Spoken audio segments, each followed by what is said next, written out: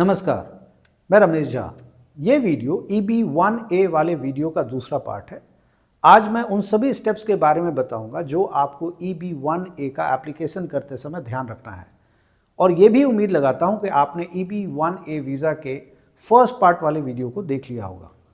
यहाँ ये बता देना चाहता हूँ कि आपके पूरे एप्लीकेशन को प्रोसेस करने की जिम्मेवारी USCIS यानी United states citizen and immigration services की है। सबसे पहले आपको फॉर्म I-140 भरना है। ये form US department of labour के लिए भरा जाता है।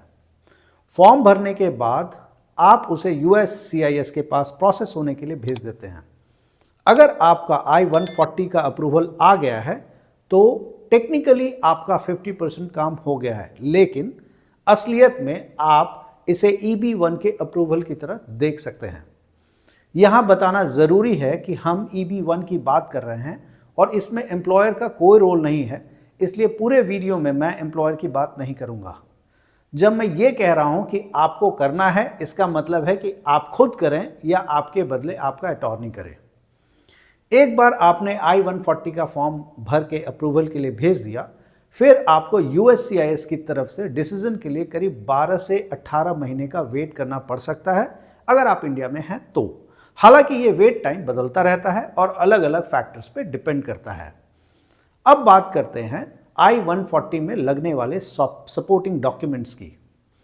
इस पूरे वीडियो में मैं सिर्फ I-140 में लगने वाले डॉक्यूमेंट्स की बात करूंगा। इसमें सबसे पहले आता है समरी ऑफ कंट्रीब्यूशंस या SOC। इसमें आप अपने उस काम या रिसर्च के बारे में बताएंगे जिसमें आपने सबसे ज़्यादा रिसर्च किया है या जिसमें आपने सबसे ज़्यादा और क्वालिटी रिसर्च पेपर पब्लिश किया है। इसमें आपकी कोशिश ये होनी चाहिए कि आप उस रिसर्च फील्ड को हाईलाइट ना करें जो बहुत नैरो या बहुत स्पेसिफिक है। नैरो या स्पेसिफिक होने से आपके पूरे रिसर्च को ठीक से समझने में मुश्किल आ सकती है। आपको थोड़ा सा भी डेविएट करने का मौका नहीं मिलेगा। इसमें आप ये भी कोशिश करें कि ऐसे रिसर्च फील्ड को हाईलाइट ना करें जो बहुत ब्रॉड हो, क्योंकि ऐसे में USCIS को आपके एक्सपर्टीज को समझने में दिक्कत हो सकती है। अपने EB1A के एप्लीकेशन में ऐसे रिसर्च फील्ड को चुनें जो ओवर आर्चिंग हो, या कहें कि ऐसा रिसर्च फील्ड हो जो आपके ज़्यादातर रिसर्च को आपस में क्लियरली एंड लॉजिकली रिलेट कर सके। फिर बारी आती है आपके कंट्रीब्यूशंस के लिस्ट की। मैं यहाँ फिर से रिपीट कर देता हूँ कि ये सारे डॉक्यूमेंट्स आपको I-140 के लिए चाहिए होगा। आप अपने रिसर्च फील्ड के टॉप 2, 3 या बहुत से बहुत 4 कंट्रीब्यूशंस को ही दिखाएं। ज़्यादा कंट्रीब्यूशंस को दिखाने से USCIS के अधिकारी कंफ्यूज ज़्यादा होते हैं और आपके केस में RFE यानी रिक्वेस्ट फॉर एविडेंस आने के चांसेस बढ़ जाते हैं। अपने सभी हाईली साइटेड जर्नल को ज़रूर मेंशन करें। उन पेपर्स को भी इंक्लूड करें जिसमें आप फर्स्ट ऑथर नहीं हैं मगर वो हाईली साइटेड है। अगर आप EB1A, EB1B, O1 के लिए एप्लीकेशन या पिटीशन कर रहे हैं तो ये बेहतर होगा कि आप अपने रिसर्च के इम्प्लीमेंटेशन या इन्फ्लुएंस को साबित कर सकें। अगर आप EB1A, EB1B या O1 के लिए एप्लीकेशन या पिटीशन कर रहे हैं तो उन्हीं पेपर्स को मेंशन कीजिए जो पब्लिश हो चुका है।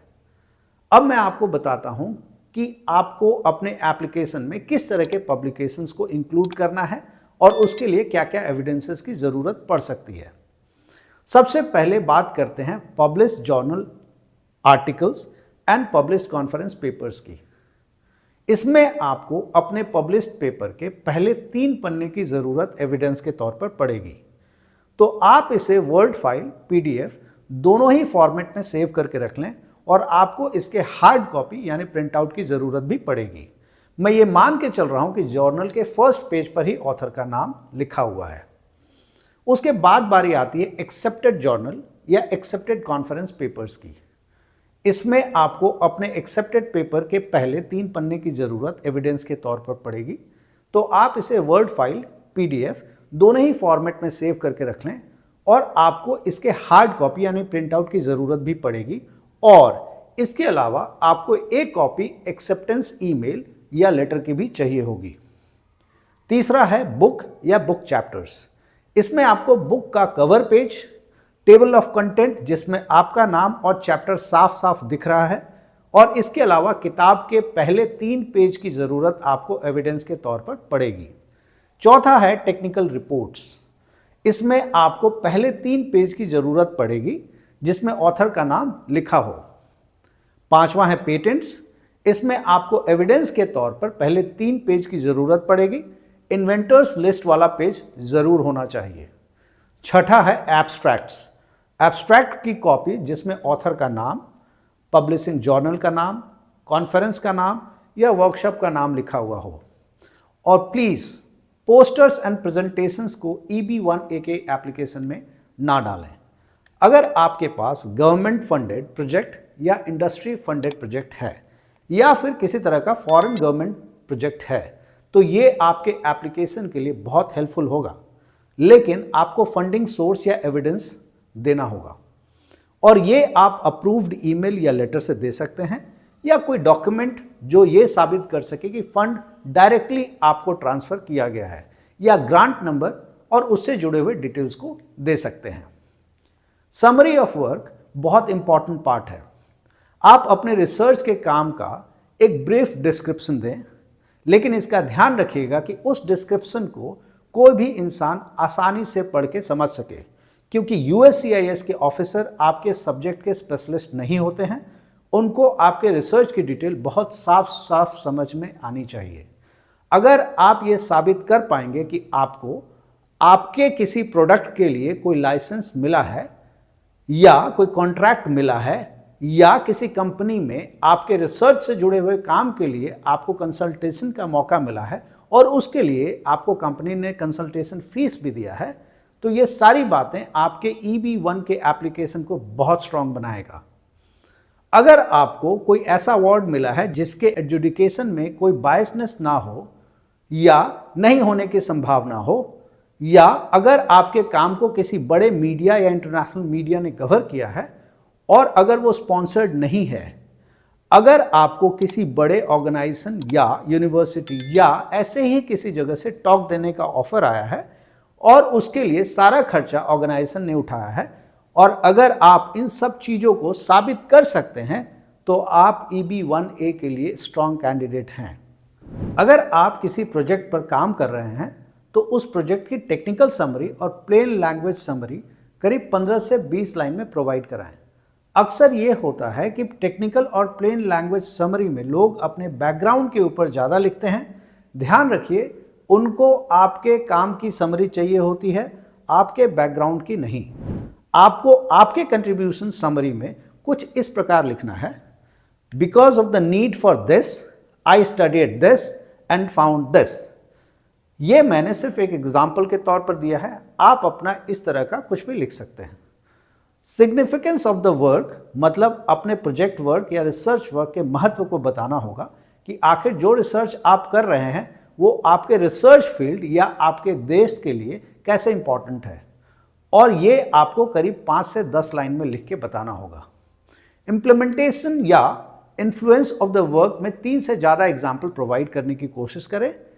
इसमें यह बताएं कि आपके काम या रिसर्च पेपर का यूज़ किसी और ने कैसे कोई नई चीज़ बनाने के लिए किया है।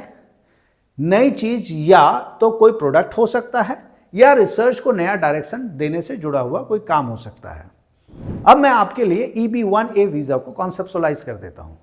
दरअसल अमेरिका के EB1A देने के पीछे का कारण बहुत सिंपल एंड क्लियर है। अमेरिका ऐसे लोगों को EB1A देती है जो अमेरिका में जा करके उनके एकेडमिक्स या रिसर्च या खेलकूद या मैनेजमेंट के फील्ड में उनके देश को आगे बढ़ाने का काम कर सकें। EB1A का एप्लीकेशन पूरे विश्व भर से किया जाता है, तो आपको वन ऑफ द टॉप लोगों में होना होगा, और उसके लिए आप अलग अलग एविडेंसेस से ये साबित करते हैं कि आप उन्हीं लोगों में से एक हैं। अगले वीडियो में मैं आपको रिकमेंडेशन लेटर कैसे ड्राफ्ट करना है और किन से लेना ठीक रहेगा वो बताऊंगा, और इसके अलावा कुछ और टेक्निकलिटीज़ को डिस्कस करेंगे। उम्मीद है ये वीडियो आपको पसंद आया होगा। अगर आपका कोई और सवाल है तो ज़रूर कमेंट बॉक्स में लिखें, मैं कोशिश करूंगा कि आपको समय पर रिप्लाई कर सकूं। सब्सक्राइब करेंगे तो बहुत ही अच्छा लगेगा, और वीडियो को ज़रूर शेयर करें। Thank you.